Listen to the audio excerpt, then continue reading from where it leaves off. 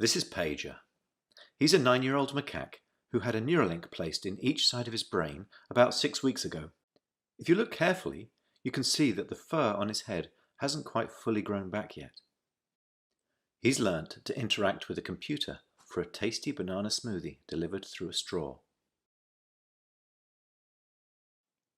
The links record from more than 2,000 electrodes implanted in the regions of Pager's motor cortex that coordinate hand and arm movements.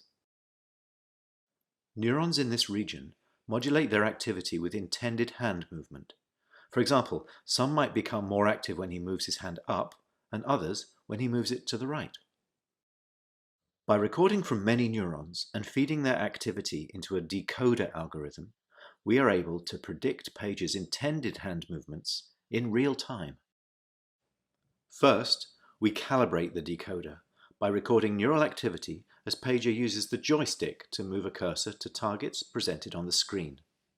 As he's playing this relationship between patterns of neural activity and the different joystick movements they produce.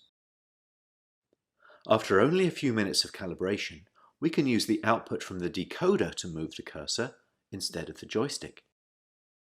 Pager still moves the joystick out of habit, but as you can see, it's unplugged. He's controlling the cursor entirely with decoded neural activity.